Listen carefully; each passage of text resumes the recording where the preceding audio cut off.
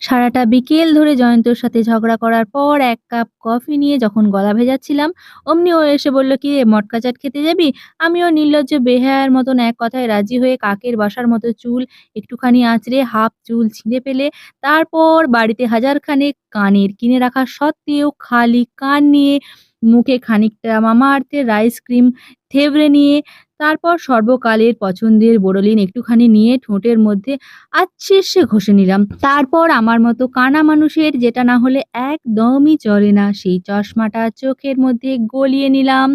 আয়নার সামনে দাঁড়িয়ে হালকা একটু কেত মেরে নিয়ে নিরীহ গোবেচারার মতো কার্টুন দেখতে থাকা মিছরিকে তুলে নিলাম। তারপর ওকে রেডি করিয়ে ওর চুলের মধ্যে একটা হেয়ার ক্লিপ গুঁজে মামাআর্থের কোকো ক্রিম মাখিয়ে আয়নার সামনে দাঁড়িয়ে দুজনে মিলে হালকা একটু কেত মেরে নিলাম। কপু সোনাকে টাটা বাই বাই করে আমরা চট জলদি নিচে চলে গেলাম। নিচে গিয়ে একটু ওয়েট করতে করতেই জয়ন্ত গাড়ি নিয়ে হাজির হয়ে গেল। তারপর আমরা ১ সেকেন্ডও ওয়েট না করে ঝটপট গাড়ির মধ্যে উঠে রওনা দিলাম আমাদের পছন্দের মটকা চাটের উদ্দেশ্যে।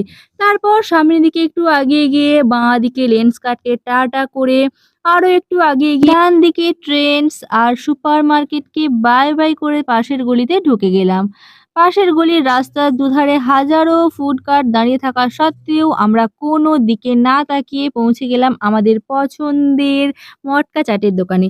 দোকানে পৌঁছে জয়ন্তকে এক ধাক্কা দিয়ে গাড়ি থেকে নামিয়ে পাঠিয়ে দিলাম মটকা চাট আনতে। তারপর আমি আর মিছরি রেলের কোয়ার্টারের ফাঁক দিয়ে চাঁদা মামা দেখতে দেখতে দুজনে অপেক্ষা করতে রাখলাম কতক্ষণে আমাদের খাবার এসে পৌঁছায় সেই জন্য।